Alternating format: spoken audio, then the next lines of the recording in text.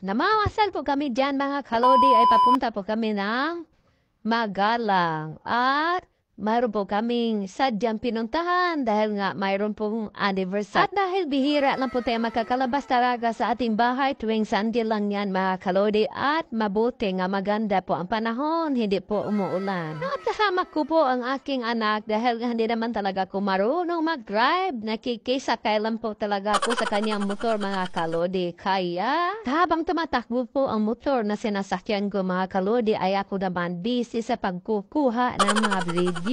At video to the max po tayo dito mga kalodi. Ang pagkakala nga natin, ginawa po natin ang lahat sa pagbibideo. Kumuha po tayo ng long form video pero kabira-bira pagdating sa hapon ay zero earnings mga kalodi. Kaway-kaway sa mga nakapag-sit up talaga ng mga stream ads dyan mga kalodi. Dahil nga mga kalodi, pinapakita ko lang sa inyo ang sitwasyon nito. Nung Sabado po, mayroon pa pong long form video ay hindi naman talaga siya mababa ang views pero nagkakaroon po talaga siya ng zero earning. Kahapon mga lodi, mayroon po kong upload na gulay. Long form video po siya, no? Pero ganun pa rin mga kalodi, nung tinitingnan ko kanina mga alas 4 ang aking result sa aking earnings ay 2-0 na po nung sa Sabado at kanina. At hindi ko natin alam kung anong nangyayari talaga sa kitaan ng stream ads ngayon mga kalodi dahil puro na lang zero earnings talaga ang resulta. Masarap magsipag sa pag-upload mga kalodi kahit maliit lang sana ang earnings pero wala talaga, no?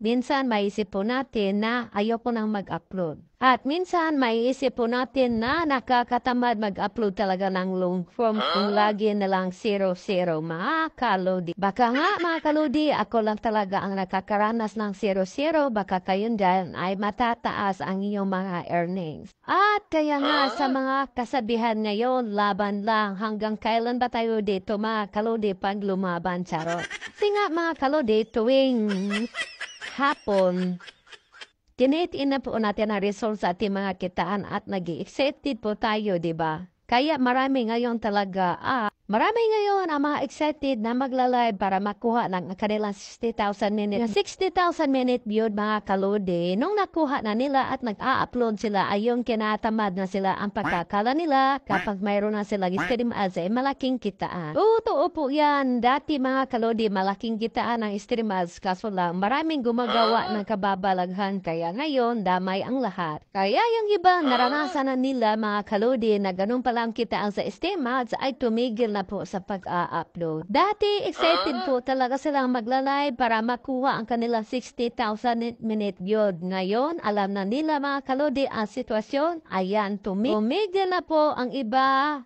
na nag-a-upload po ng long form. Kayo po lang sa lahat ng mga content creator, mas maganda talaga mga kalodi makuha po natin ang 3 tools, ads on reels, bonuses, stream ads. Kung saan ka na-monetize na tools mga kalodi, doon ka po mag-concentrate. Kung kasi na-monetize na po ako sa 3 tools, kaya upload to the max mga kalodi.